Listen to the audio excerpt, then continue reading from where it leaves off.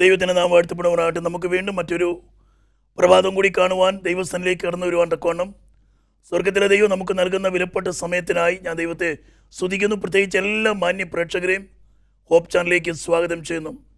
നമ്മുടെ ഇന്നത്തെ പ്രസംഗം ശുശ്രൂഷ ഏറ്റവും അനുഗ്രഹമായി തീരട്ടെ.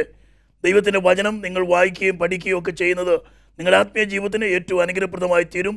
പ്രത്യേകിച്ച് ഹോപ്പ് ചാനലിൽ നിന്ന് പ്രക്ഷേപണം ചെയ്യുന്ന എല്ലാ പ്രവർത്തനങ്ങളും ഓർത്ത് നിങ്ങൾ പ്രാർത്ഥിക്കുകയും അതിൻ്റെ സന്ദേശകരായി ഭാഗവാക്കുകളാകുവാൻ തക്കണം അനേകരെ നിങ്ങൾ ഇതിലേക്ക് നയിക്കുകയും ചെയ്യണം എന്ന് ഓർപ്പിക്കുന്നു. ഇന്ന് നമ്മൾ ചിന്തിക്കുന്നത് ദൈവത്തിൻ്റെ പദ്ധതിയെ അറിയുക എന്നുള്ളതാണ്. ദൈവഗീതം അറിയുക എന്ന് പറയുന്നത് ഏറ്റവും നല്ലൊരു കാര്യമാണ്. നമുക്കെല്ലാവർക്കും നമ്മുടെ നാളുകളെ അറിയുവാൻ, നമ്മുടെ ഭാവിയെ അറിയുവാനൊക്കെ നമുക്ക് ആഗ്രഹമുണ്ട്. പക്ഷേ ദൈവഹിതം എന്താണ് അത് നമ്മൾ അറിയുക എന്നുള്ളതാണ് ദൈവ ഇഷ്ടം. അതിനുവേണ്ടി നമ്മെ തന്നെ ദൈവകരങ്ങളിലേക്ക് സമർപ്പിക്കാം.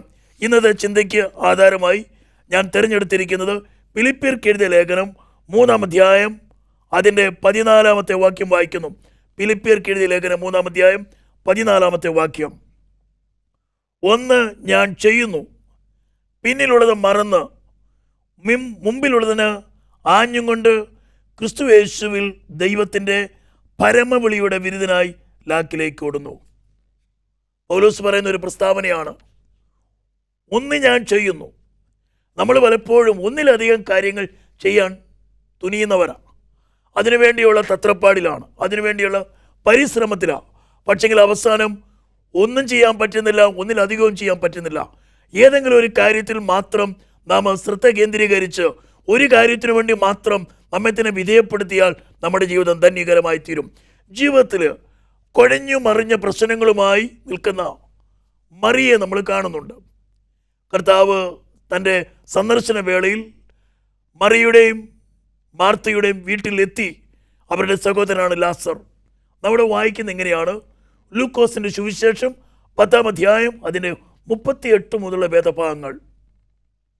മറിയ മാർത്ത യേശുവിനെ ഭവനത്തിൽ കൈക്കൊണ്ടു. യേശുവിനെ സ്വീകരിച്ചത് മാർത്തയാണ്. സ്വീകരിച്ച വ്യക്തിക്ക് യേശുവിൻ്റെ പാദപീഠത്തിൽ ഇരിക്കുവാൻ കഴിഞ്ഞില്ല. പിന്നീട് നാം കാണുന്നത് മാർത്ത വളരെയധികം വലഞ്ഞു, വളരെയധികം കുഴഞ്ഞു മറിഞ്ഞു.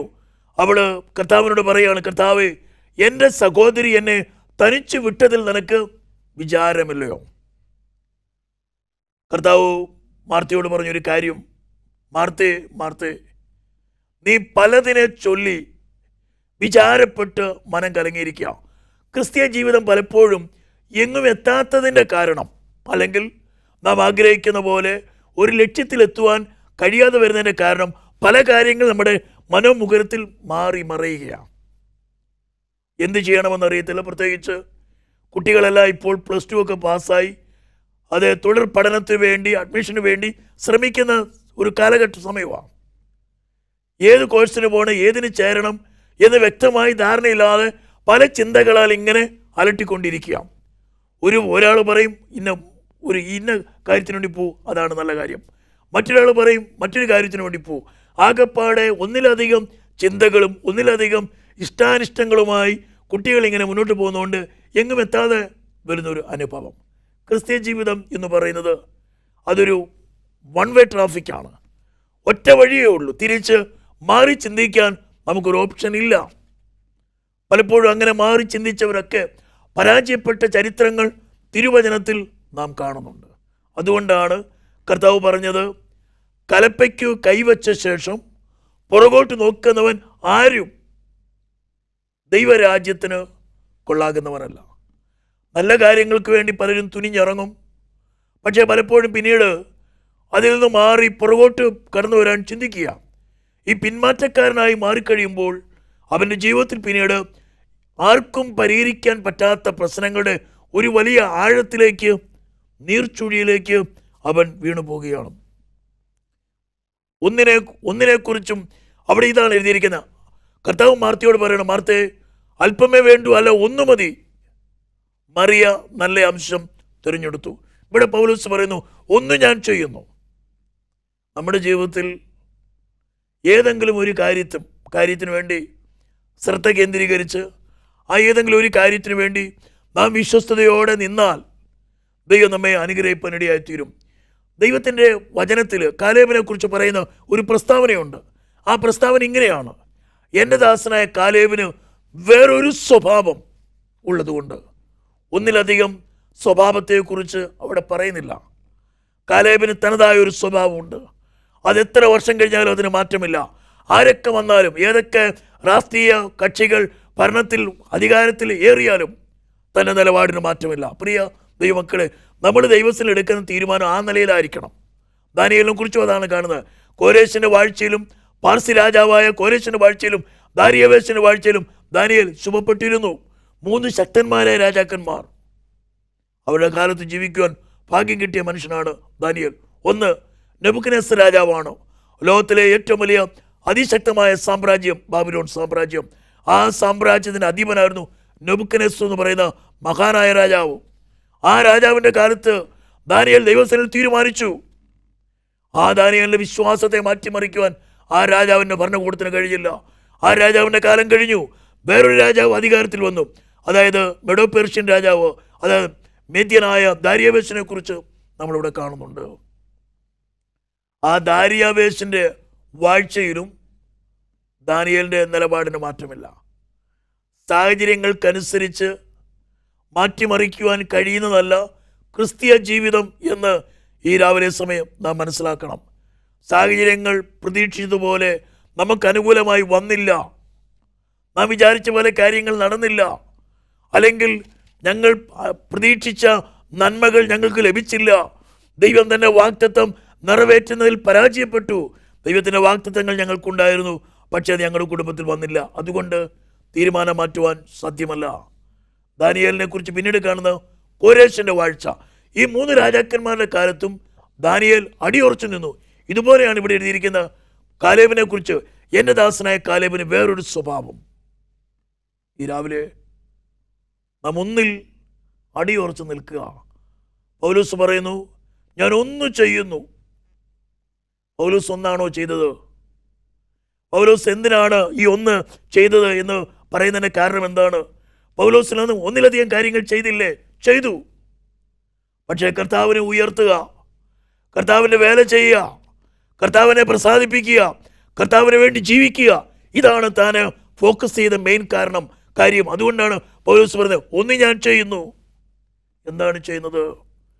പിമ്പിലുള്ളതിനെ മറന്ന്, കഴിഞ്ഞു പോയതിനെ മറന്ന്, മുമ്പിലുള്ളതിനേക്ക് ആഞ്ഞുകൊണ്ട് ക്രിസ്തുയേശുവിൽ പരമവിളിയുടെ ഈ രാവിലെ സമയം ദൈവം നമ്മെ വിളിച്ചിരിക്കുന്ന പരമവിളിയാണ്. മാനുഷിക വിളിയല്ലത്. ഏതെങ്കിലും പ്രസ്ഥാനമല്ല വിളിച്ചത്, ഏതെങ്കിലും വ്യക്തികളല്ല നമ്മെ വിളിച്ചത് ദൈവമാണ്. ആ പരമവിളിയുടെ ലാക്കിലേക്ക് ഞാൻ ഓടുന്നു. അത് പറയാൻ നമുക്ക് കഴിയണം. പൗലോസ് പറയും, ഞാൻ പരമവിളിയുടെ ലാക്കിലേക്ക് ഓടുന്നു. തിരുവചനത്തിൽ അനേകർ ഇറങ്ങിത്തിരിച്ചു, ലക്ഷ്യം പ്രാപിക്കണം എന്നുള്ള ചിന്തയിലാണ്. നമുക്കറിയാം, ചെങ്കടൽ കടന്നപ്പോൾ അവിടെ ആ ചെങ്കടലിൽ കൂടി, ചെങ്കൽ പാതയിൽ കൂടെ യാത്ര ചെയ്ത് അതേ ചെങ്കടലിന് മറുകരയിലേക്ക് യാത്ര ചെയ്യുന്ന ഇസ്രായേൽ മക്കളുടെ ചരിത്രം നമുക്കറിയാം. അവർ കടലിലൂടെയാണ് നടക്കുന്നത്. കടലിപ്പോൾ നല്ല ഉണങ്ങിയ നിലമായി മാറിയിരിക്കുകയാണ്. ഒരുപാട് പ്രതീക്ഷകൾ പങ്കുവെച്ച് അതെയാണ് അവർ ആ കടലിലൂടെ നടന്നത്.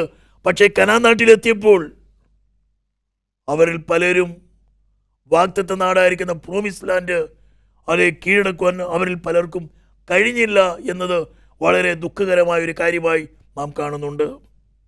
പ്രിയ ദൈവമക്കളെ, നമ്മുടെ ജീവിതത്തിൽ ശാന്തമായി നമ്മെ ദൈവം വിളിച്ചിരിക്കുന്നത് ഒരു പരമ വിളിയാണ്. നമ്മെ വിളിച്ചവൻ സാധാരണക്കാരനല്ല, ഒരു മനുഷ്യനല്ല, ഒരു നേതാവല്ല, ഒരു പ്രസ്ഥാനമല്ല, മറിച്ച് സകലത്തെയും നിയന്ത്രിക്കുന്ന സർവശക്തനായ ദൈവമാണ് നമ്മെ വിളിച്ചത്. ആ പരമവിളിയുടെ ആ വിരുദ്ധനായി ലാക്കിലേക്ക് ഓടണം. അങ്ങനെ ഓടി ദൈവ ഇഷ്ടം അതേ നമ്മുടെ ജീവിതത്തിൽ മനസ്സിലാക്കുവാൻ നമുക്ക് സാധിക്കണം. നമ്മെ വിളിച്ചിരിക്കുന്ന വിളി പരമവിളിയാണ്. 2 തിമോത്തിയോസ് 1-ാം അധ്യായത്തിൻ്റെ 9-ാമത്തെ വാക്യത്തിൽ 2-ാമത്തെ വിളിയെക്കുറിച്ച് പറയുന്നു. എന്താണ് ആ വിളി? വിശുദ്ധ വിളി. നമ്മെ വിശുദ്ധ വിളിയാണ് വിളിച്ചിരിക്കുന്നത്. വിശുദ്ധനായി ജീവിപ്പാൻ, വിശുദ്ധിയോടെ നിലകൊള്ളുവാൻ ദൈവം നമ്മെ വിളിച്ചിരിക്കുന്ന വിളി വിശുദ്ധ വിളിയാണ്. കാരണം വിശുദ്ധനായ ദൈവമാണ് നമ്മെ വിളിച്ചത്. അതുകൊണ്ട് ആ വിളി വിശുദ്ധ വിളിയാണ്. പരമകാരുണ്യവാനായ ദൈവമാണ് നമ്മെ വിളിച്ചത്. അതുകൊണ്ട് അത് പരമവിളിയാണ്. ഇപ്പോൾ ഇവിടെ നാം കാണുന്നത് വിശുദ്ധ വിളിക്കായി ദൈവം നമ്മെ വിളിച്ചു. നാം തിരുവചനത്തിൽ കാണുന്ന ആദ്യത്തെ വിളി ആദാമിനെയാണ്. നാം കാണുന്നുണ്ട് ഉൽപ്പത്തി പുസ്തകം 3-ാം അധ്യായം 9-ാമത്തെ വാക്യത്തിൽ ദൈവം ആദാമിനെ വിളിക്കുകയാണ്. ആദാമേ, നീ എവിടെയാണ്? എന്താണ് അതിൻ്റെ അർത്ഥം? ആദാമിന് ദൈവത്തിന് അറിയത്തില്ല എന്നാണോ? ആദാമിനെ കാണുന്നില്ല, അതുകൊണ്ട് ആദാമിനെ ആരെങ്കിലും അത് കിഡ്നാപ്പ് ചെയ്തു പോയി എന്ന ചിന്തയാണോ ഭരിക്കുന്നത്? ഒരിക്കലുമല്ല. ആദാം എവിടെയാണ് ദൈവത്തിന് അറിയാം. പക്ഷേ ആദാമിനെ വിളിക്കുന്ന എന്നാത്തിനാണ്? അവനെ വഴക്കു പറയാനല്ല. അവൻ നഗ്നനാണെന്നും അവൻ പാപം ചെയ്തുവെന്നും ദൈവ തേജസ് നഷ്ടപ്പെട്ടുവെന്നും ഇതിനോടകം ദൈവം കണ്ടു കഴിഞ്ഞു. എന്നിട്ട് ദൈവം വിളിക്കുകയാണ്. എന്തിനാണ് ആ വിളി? അവനെ നഗ്നതയെ മറയ്ക്കുവാൻ, അവനെ കുറ്റവിമുക്തനാക്കുവാൻ, അവൻ്റെ പാപത്തെ ക്ഷമിക്കുവാൻ സ്നേഹസമ്പന്നനായ ദൈവം വിളിക്കുന്ന വിശുദ്ധ വിളിയാണ് ആ വിളി. പ്രിയ ദൈവമക്കളെ, ദൈവ ശബ്ദം കേട്ട് മടിച്ചു നിൽക്കാതെ ദൈവ ശബ്ദത്തിന് വിധേയപ്പെട്ട് ദൈവത്തിൻ്റെ കരങ്ങളിലേക്ക് നമ്മെ സമർപ്പിക്കുമ്പോഴാണ് ദൈവ ഇഷ്ടം നമ്മിൽ നിറവേറുവാൻ കണ്ണുമടിയായിത്തീരുന്നത്. നാം പേടിച്ചുപോയി, താൻ പാപം ചെയ്തു പോയി, ഏറ്റവും വലിയ അബദ്ധം പറ്റിയിരിക്കുകയാണ്. താൻ നഗ്നനായി മാറി, തൻ്റെ ഭാര്യ നഗ്നയായി മാറി, രണ്ടുപേരും രണ്ട് സ്ഥലങ്ങളിലായി ഒളിച്ചിരിക്കുകയാണ്. വെയിലേറിയ സമയം, നേരം സന്ധ്യയായപ്പോൾ തോട്ടത്തിൽ ദൈവം നടക്കുന്ന കാലൊച്ചി അവർ കേട്ടു. ദൈവം അവരെ കണ്ടില്ല. വിളിച്ചു, ആദാമേ, നീ എവിടെയാണ്? ഞാനിവിടെയുണ്ട് കർത്താവേ, ഞാനിവിടെ ഉണ്ട്, ഞാൻ നഗ്നനാണ്. അവനോട് ചോദിക്കുകയാണ്, ആരാണ് പറഞ്ഞത് നീ നഗ്നനെന്ന്?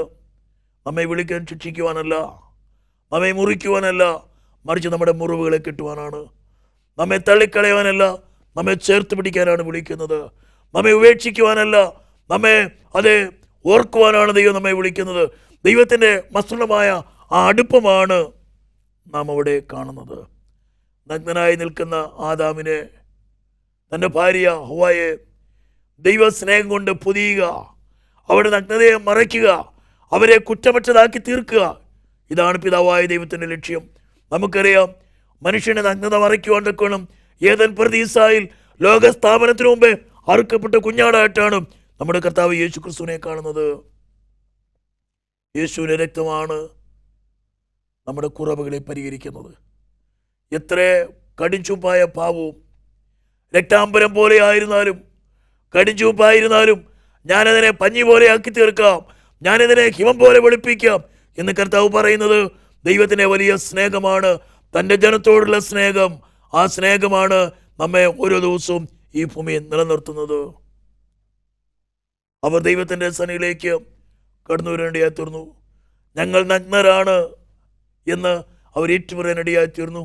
വാസ്തവത്തിൽ അവർ അത്തിയില കൂട്ടി ഉണ്ടാക്കി, ഒരു ചെറിയ അരയാടെ ഉണ്ടാക്കി അവരെ നഗ്നത മറച്ചിരിക്കുകയാണ്. വേണമെങ്കിൽ അവർക്ക് ഞങ്ങൾ നഗ്നരല്ല എന്ന് വേണേൽ പറയാം. കാരണം അവരുടെ പരിശ്രമങ്ങൾ കൊണ്ട് ഒരു ചെറിയ നഗ്നത ഒക്കെ മറച്ചു പിടിച്ച് ഇങ്ങനെ അവർ നിൽക്കുകയാണ്. പക്ഷെ അത് ടെമ്പററിയാണ്, അത് താൽക്കാലികമാണ്. ഈ പാപമംഗലമായ ലോകത്തിൽ അതിശക്തമായ സൂര്യൻ്റെ ചൂടിൽ അത് കരിഞ്ഞുണങ്ങി അത് പോകുമെന്ന് ദൈവത്തിനറിയാം. എന്നെയും നിങ്ങളെ ഒരു ടെമ്പററി പരിരക്ഷയ്ക്ക് വേണ്ടിയല്ല ദൈവം വിളിച്ചത്. ഒരു താൽക്കാലികമായ സമാധാനം തരുവാനല്ല ദൈവം നമ്മെ വിളിച്ചത്. ദൈവത്തിൻ്റെ താൽക്കാലികമായ രക്ഷയ്ക്ക് വേണ്ടിയല്ല ദൈവം നമ്മെ വിളിച്ചിരിക്കുന്നത്. താൽക്കാലികമായ പ്രത്യാശയ്ക്കല്ല ദൈവം നമ്മെ വിളിച്ചിരിക്കുന്നത്. എന്നേക്ക് നിലനിൽക്കുന്ന പ്രത്യാശ, എന്നേക്ക് നിലനിൽക്കുന്ന സ്നേഹം, അതാണ് ദൈവത്തിൻ്റെ സ്നേഹം. പലപ്പോഴും ഈ ലോകത്തിൽ നിന്ന്, ഈ ലോകത്തിൻ്റെ മോഹങ്ങളിൽ നിന്ന്, നമ്മുടെ പ്രിയപ്പെട്ടവരിൽ നിന്ന് ഒക്കെ നമുക്ക് കിട്ടുന്ന ലഭിക്കുന്നതിനെല്ലാം അതെല്ലാം താൽക്കാലികമാണ്. ചെറിയ ഒരു കാര്യസാധ്യം മാത്രമായിരിക്കും, അത് സ്ഥിരമായി നിലനിൽക്കുന്നതല്ല. അത് എന്നേക്കുമായി നിലനിൽക്കുവാൻ തക്ക ശേഷിയില്ലാത്തതാണ്. പക്ഷെ ദൈവം തൻ്റെ പുത്രനെ ഭൂമിയിലേക്ക് അയച്ച് ഏദൻ പർദീസായിൽ മഗ്നരായിരിക്കുന്ന ആദമവ ദമ്പതികൾക്ക് വേണ്ടി അതേ കൊല്ലപ്പെട്ട കുഞ്ഞാടാണ് അവരുടെ നഗ്നതയെ മറയ്ക്കുവാൻ കാരണമായത്. അതാണ് ക്രിസ്തുവിൻ്റെ സ്നേഹം. ആ വിശുദ്ധ വിളിയിലേക്കാണ് ദൈവം നമ്മെ വിളിക്കുന്നത്. ബൈബിൾ ഇങ്ങനെ പറയുന്നു, ഞാൻ വിശുദ്ധനായിരിക്കാൻ നിങ്ങളും വിശുദ്ധരായിരിക്കും. വീണ്ടും വേറൊരു ഭാഗത്ത് നാം ഇങ്ങനെയാണ് വായിക്കുന്നത്, പണ്ട് നിങ്ങളുടെ അജ്ഞാനകാലത്തുണ്ടായിരുന്ന മോഹങ്ങളെ മാതൃകയാക്കാതെ നിങ്ങളെ വിളിച്ച വിശുദ്ധനൊത്തവണ്ണം എല്ലാ നടപ്പിലും വിശുദ്ധരാകുവാൻ തക്കവണ്ണം ദൈവത്തിൻ്റെ വചനത്തിൽ പറയുന്നുണ്ട്. നാം വീണ്ടും വെളിപ്പാട് പുസ്തകത്തിൽ ഇങ്ങനെയാണ് കാണുന്നത്, അഴുക്കുള്ളവൻ അഴുക്കാടട്ടെ, വിശുദ്ധൻ തന്നെ തന്നെ വിശുദ്ധീകരിക്കട്ടെ, നീതിമാൻ നീതി ചെയ്യട്ടെ, ഇതാ ഞാൻ വേഗം വരുന്നു. പ്രിയ ദൈവമക്കളെ, ഒരു വിശുദ്ധനായിട്ടാണ് ദൈവം നമ്മെ വിളിച്ചിരിക്കുന്നത്. താൽക്കാലികമായ ഒരു വിശുദ്ധിയല്ല, നിത്യമായ വിശുദ്ധി. കർത്താവ് വരുവോളം വിശുദ്ധിയോടെ, കർത്താവ് വരുവോളം കുറ്റമറ്റ മനസാക്ഷിയോടെ, പാപമില്ലാത്തവരായി, നിഷ്കളങ്കരായി, പരമാർത്ഥരായി ജീവിക്കുവാനാണ് ദൈവം നമ്മെ വിളിച്ചിരിക്കുന്നത്. നമുക്കറിയാം. അതുപോലെ തന്നെ അബ്രഹാമിൻ്റെ ജീവിതത്തിൽ നമ്മൾ കാണുന്നതാണ്, മോറിയ മലയിലേക്ക് തൻ്റെ മകനായിരിക്കുന്ന ഇസഹാക്കിനെ യാഗം കഴിക്കാൻ കൊണ്ടുപോകുന്ന ഒരു അബ്രഹാമിനെ നമ്മൾ കാണുന്നുണ്ട്. അവിടെയും അവന് വേണ്ടി യാഗമായി മാറിയ ആ കുഞ്ഞാട് കർത്താവ് യേശു ക്രിസ്തുവാണ്. മൂന്നാമത് നാം ഒന്ന് കണ്ടു, പരമവിളി. 2 വിശുദ്ധ വിളി. അടുത്ത 3 സ്വർഗീയ വിളി. ഈ വിളിക്ക് പറയുന്ന വാക്കാണ് ഹെവൻലി കോളിംഗ്. നമ്മെ വിളിച്ചിരിക്കുന്ന സ്വർഗീയ വിളിയാണ്.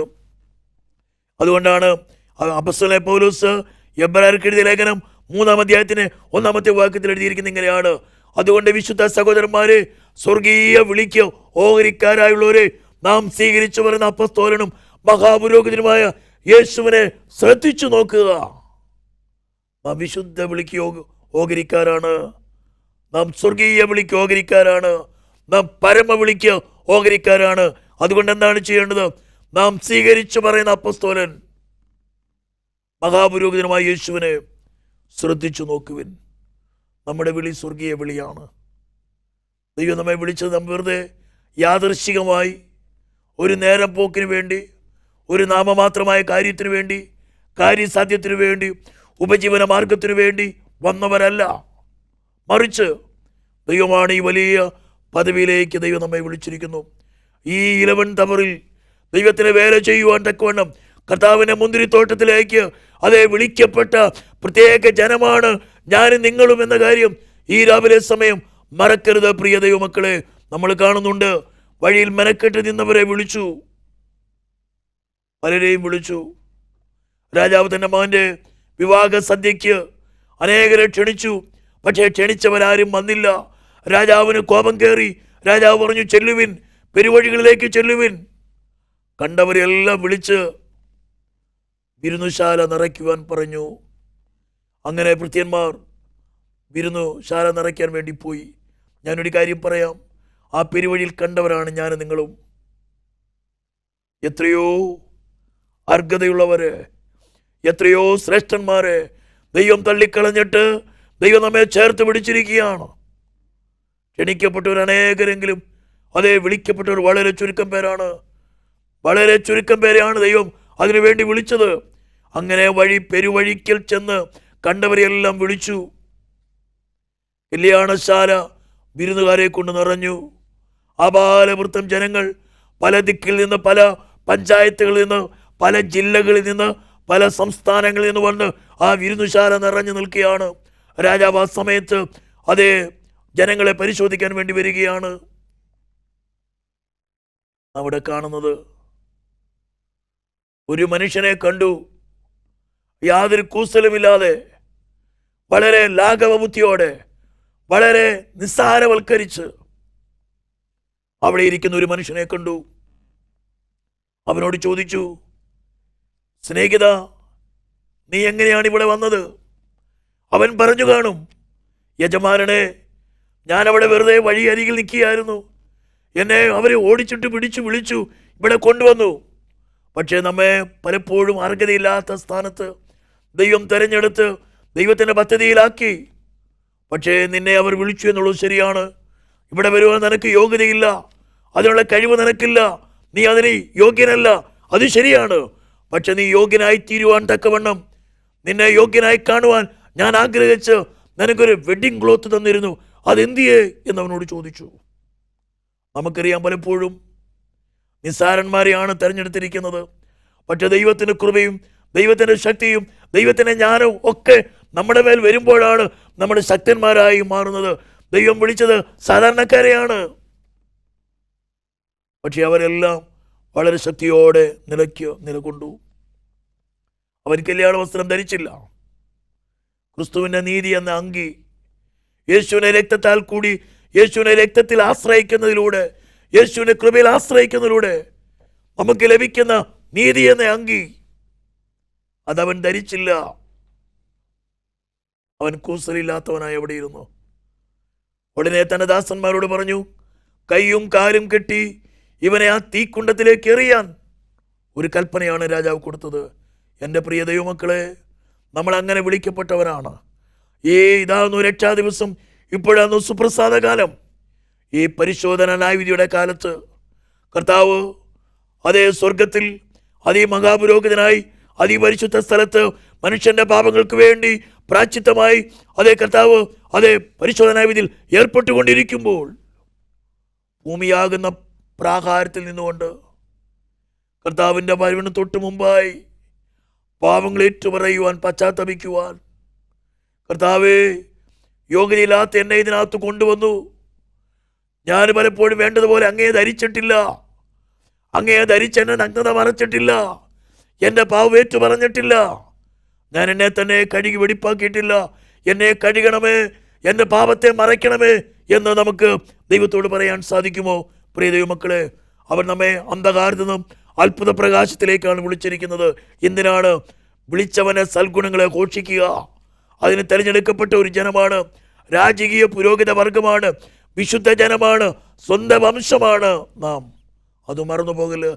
ഈ രാവിലെ സമയം നമ്മുടെ വിളിയെ മനസ്സിലാക്കിക്കൊണ്ട്, കർത്താവിൻ്റെ വിളിയുടെ ഉദ്ദേശത്തെ മനസ്സിലാക്കിക്കൊണ്ട് നമ്മെ തന്നെ ദൈവത്തിൻ്റെ കരങ്ങളിലേക്ക് സമർപ്പിക്കാം. പരമവിളിയുള്ളവരായി, വിശുദ്ധ വിളിയുള്ളവരായി, സ്വർഗീയ വിളിയുള്ളവരായി ദൈവം നമ്മെ വിളിച്ചിരിക്കുന്നു അന്ധകാരത്തെ അത്ഭുത പ്രകാശത്തിലേക്ക്. ആ വിളിച്ചവൻ്റെ സൽഗുണങ്ങളെ ഘോഷിക്കുവാൻ തക്കവണ്ണമാണ് നമ്മെ വിളിച്ചിരിക്കുന്നത്. കാലം അതിക്രമിച്ചു. കർത്താവിൻ്റെ വരവിൻ്റെ കാലൊച്ച നമ്മുടെ കാതുകളിൽ കേൾക്കാൻ നേരമായി. പാപങ്ങൾ ഏറ്റുപറഞ്ഞ് കൈയോട് കൈ, തോളോട് തോളിയേർന്ന് ദൈവസനയിൽ നെടുമ്പാട് വീണ് പശ്ചാത്തപിക്കുവാൻ തക്കണം ഞാൻ ഈ പകൽക്കാലം നിങ്ങളെ ആഹ്വാനം ചെയ്യുകയാണ്. നമ്മുടെ കണ്ണുകളിടയ്ക്ക് നമുക്ക് പ്രാർത്ഥിക്കാം. ഞങ്ങളെ സ്നേഹിക്കുന്ന സ്വർഗീയ നല്ല കർത്താവേ, നല്ല സമയത്തിനായി സ്തോത്രം. ഞങ്ങൾക്ക് നൽകി തരുന്ന നല്ല അവസരങ്ങൾക്കായി ഞങ്ങളങ്ങേ വാഴ്ത്തുന്നു. ഞങ്ങളെ വിളിച്ച വലിയ വിളിക്കായി സ്തോത്രം. ഞങ്ങളെ തിരഞ്ഞെടുത്ത തിരഞ്ഞെടുപ്പിനായി സ്തോത്രം. അയോഗ്യരായിരുന്നിട്ടും അവിടെ ഞങ്ങളെ തേടി വന്നല്ലോ, അവിടെ ഞങ്ങളെ ചേർത്ത് പിടിച്ചല്ലോ, ഞങ്ങളെ നഗ്നതയെ മറച്ചല്ലോ കർത്താവേ. അവിടുത്തെ മഹാകൃപയ്ക്കായി സ്തോത്രം. ഓരോ ദിവസവും അവിടുത്തെ കൃപയിൽ, അവിടുത്തെ വിശുദ്ധിയിൽ നിൽപ്പാൻ ഞങ്ങളെ യോഗ്യരാക്കണം. ഞങ്ങളുടെ പാപങ്ങളെ ക്ഷമിക്കണം. അവിടുത്തെ വിശുദ്ധ വിളിയും പരമവിളിയും അവിടുത്തെ സ്വർഗീയ വിളിയും ഏറ്റെടുത്ത് ഞങ്ങളുടെ ജീവിതത്തെ ക്രമീകരിപ്പാൻ തക്കണം ഞങ്ങളെ സഹായിക്കണമേ എന്ന് പ്രാർത്ഥിക്കുന്നു. വചനം കേട്ട എല്ലാ മക്കളെ അവിടുത്തെ കരങ്ങളിലേക്ക് താഴ്ത്തുന്നു. പ്രാർത്ഥന കേട്ടതിനായി സ്തോത്രം. സകലതും അവിടുത്തെ പ്രിയപുത്രനും ഞങ്ങളുടെ രക്ഷകനുമായ യേശു ക്രിസ്തുവിൻ്റെ നാമത്തിൽ അപേക്ഷിക്കുന്ന കേൾക്കുമാറാകണമേ. ആമേൻ. എല്ലാ പ്രിയപ്പെട്ടവരും ഒരിക്കൽ കൂടി സ്നേഹവന്ദനം. പ്രത്യേകിച്ച് ഈ ഹോപ്പ് ചാനലിൽ നിന്ന് പ്രക്ഷേപണം ചെയ്യുന്ന ദൈവിക ദൂതുകൾ നിങ്ങൾ കേൾക്കുകയും അതിനനുസരിച്ച് നിങ്ങളുടെ ജീവിതത്തെ ക്രമീകരിക്കുകയും വേണം. മാത്രമല്ല, അനേകരെ ഹോപ്പ് ചാനലിലെ ദൈവിക ദൂതുകൾക്ക് വേണ്ടി നിങ്ങൾ ഒരുക്കണം. ദൈവം നമ്മെ എല്ലാവരെയും അനുഗ്രഹിക്കുമാറാകട്ടെ. ആമേൻ.